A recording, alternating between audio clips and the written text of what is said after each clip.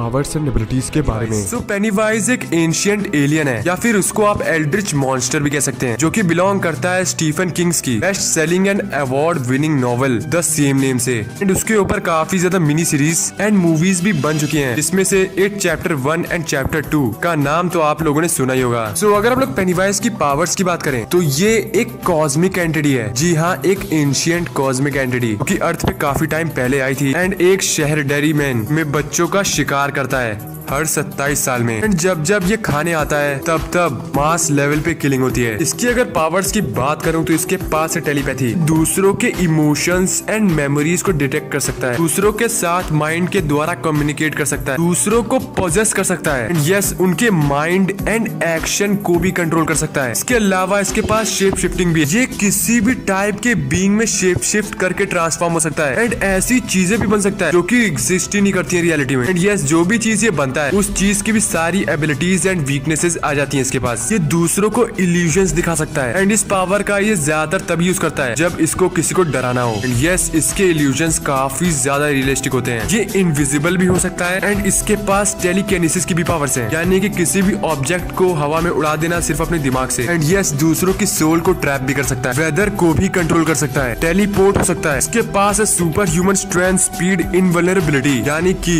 इसको हार्म कर पाना लगभग इम्पॉसिबल है। एंड मैं आपको बता दूं कि ये किसी भी बीइंग को मारने से पहले उसको उसके सबसे ज्यादा ग्रेटेस्ट फियर को दिखाता है, यानी कि जिस चीज से सामने वाले को सबसे ज्यादा डर लगता है ये या तो उस चीज के इल्यूजन्स दिखाएगा या तो उसी चीज में ट्रांसफॉर्म होके आएगा। एंड यस इसका प्रे जितना ज्यादा डरेगा ये उतना ज्यादा ही एग्रेसिव एंड पावरफुल होगा। एंड मैं आपको बता दूं जो आप इसका जोकर वाला अपीयरेंस देखते हैं वो इसका ओरिजिनल फॉर्म नहीं है, इसका ओरिजिनल फॉर्म है 3 डेड लाइट्स के फॉर्म में, जो कि थोड़ी ऑरेंज या येलोइश दिखाई देती है। एंड अगर कोई भी बीइंग इन डेड लाइट्स को सीधी तरीके से देखेगा या तो वो पैरालाइज हो जाएगा या फिर उसकी डेथ भी हो सकती है। So, ऐसे तो हमने बात करी पेनीवाइज की पावर्स एंड एबिलिटीज के बारे में। थॉर में जो सबसे पहली चीज आती है वो है उसकी एसगार्डियन फिजियोलॉजी। अब थॉर एक हाफ एसगार्डियन उसके फादर की साइड से है और एक हाफ एल्डर गॉड अपनी मदर की साइड से है, तो इसीलिए उसके पास आ जाती हैं कुछ बहुत ही ज्यादा पावरफुल एबिलिटीज, जिसमें जो सबसे पहली चीज आती है वो है उसकी सुपर ह्यूमन स्ट्रेंथ। अब यस कॉमिक्स में जो हमें थॉर की स्ट्रेंथ बताई गई है वो नियरली लिमिटलेस बताई गई है। एंड ऐसा इसलिए है क्योंकि कॉमिक्स में थॉर अपनी स्ट्रेंथ के फीट्स को हर बार सरपास कर देता है एंड एक न्यू ही फीट जनरेट कर देता है। और सिर्फ स्ट्रेंथ ही नहीं, थॉर के पास सुपर ह्यूमन स्पीड भी है। कॉमिक्स में क्विक सिल्वर जो कि बहुत ही ज्यादा फास्टेस्ट बीइंग है उसको भी थॉर ने टेक डाउन कर रखा है अपनी स्पीड से। एंड कई मौकों पे थॉर उन बीइंग्स या फिर उन ऑब्जेक्ट्स को भी ट्रैक डाउन कर चुका है जो कि स्पीड ऑफ लाइट से भी ज्यादा फास्ट थे। कॉमिक्स में हमें थॉर की स्पीड की कोई क्वांटिफिकेबल वे तो बताई नहीं गई है, यानी कि थॉर की एग्जैक्ट स्पीड हम लोग को नहीं पता, लेकिन यस इतना जरूर बताया गया है कि वो अर्थ पे सुपरसोनिक स्पीड से ट्रैवल करता है, लेकिन स्पेस में वो सन से यूनिवर्स तक के डिस्टेंस को सिर्फ कुछ मैटर ऑफ सेकेंड्स में ही कवर कर लेता है। ऐसा शायद इसलिए क्योंकि म्योनिट्स की जो पावर वो स्पेस और टाइम को ट्रांजैक्ट कर देती है, जिसके कारण कॉमिक्स में एक बार थॉर टाइम में भी ट्रैवल कर चुका है। इसके अलावा थॉर माइल्स अवे से ही सेंस कर सकता है अपने अपोनेंट को। मैं आपको बता दूं उसकी जो सुपर ह्यूमन सेंस है वो सुपरमैन की सेंसेस से भी ज्यादा सुपीरियर है, और इसका एग्जांपल तो मैं आपको पहले भी बता चुका हूँ कि कैसे थॉर ने क्विक सिल्वर को सेंस करके उसको टेक डाउन किया था। एंड मैं आपको बता दूं quick silver speed of light से ज्यादा फास्ट है एंड थॉर बिना खाए पिए या फिर सोए लॉन्ग पीरियड ऑफ टाइम तक फाइट कर सकता है या फिर सरवाइव कर सकता है। लेकिन इसका मतलब ये नहीं कि उसको खाने की जरूरत ही नहीं है, उसको भी खाने की जरूरत है, लेकिन यस अगर वो किसी ऐसी सिचुएशन में हो जहाँ पे उसको खाना ना मिल पाया हो या फिर सो ना पाया हो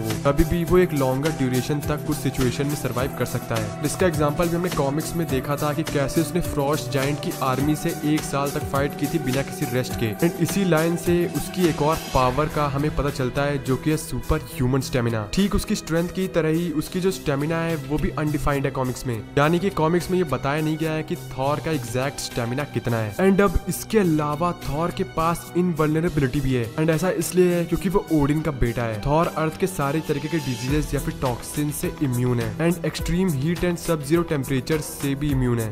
उसकी स्किन इम्पेनिट्रेबल है, यानी कि ह्यूमन का कोई भी वेपन उसके शरीर को भेद नहीं सकता है। उसको तो सन के बीचों बीच भी फेंक दिया था, लेकिन तभी भी उसको कुछ नहीं हुआ था। वो प्लैनेट्स के वेट को भी सर्वाइव कर चुका है। एंड ऐसा ही उसके ड्यूरेबिलिटी के कॉमिक्स में बहुत सारे फीट्स हैं। उसके पास ऑल टंग भी है, यानी कि वो 9 रेल्म्स की सारी लैंग्वेजेस को जानता है। एंड उसके पास अर्थ कंट्रोल की पावर्स भी हैं। ये पावर तो उसको उसकी मदर के ओरिजिन से मिलती है, जिसमें वो सर्टेन पार्ट्स ऑफ अर्थ को कंट्रोल कर सकते हैं। थॉर अपनी सारी पावर्स को कलेक्ट करके एक गॉड ब्लास्ट भी क्रिएट कर सकता है, जो कि एक बहुत ही ज्यादा डिस्ट्रक्टिव ब्लास्ट फोर्स होती है। एंड वो इतनी ज्यादा पावरफुल होती है कि वो प्रैक्टिकली किसी भी बीइंग को खत्म कर सकती है। एंड वो एक मास्टर कॉम्बेटेंट भी है, यानी कि वो सारे तरीके के वेपन्स को यूज करना जानता है। And hand to hand combat में भी एक एक्सपर्ट है। अब ये तो जाहिर सी बात है, क्योंकि वो एक वॉरियर है। उसके पास हजारों सालों का फाइटिंग एक्सपीरियंस है। एंड उसने many different type of skills भी सीखे हैं, जो कि उसको एक रिमार्केबल वॉरियर बनाते हैं। थॉर अपने र्यून मैजिक की वजह से टेलीपोर्ट भी हो सकता है पूरे कॉस्मॉस में, डिफरेंट डायमेंशंस में भी।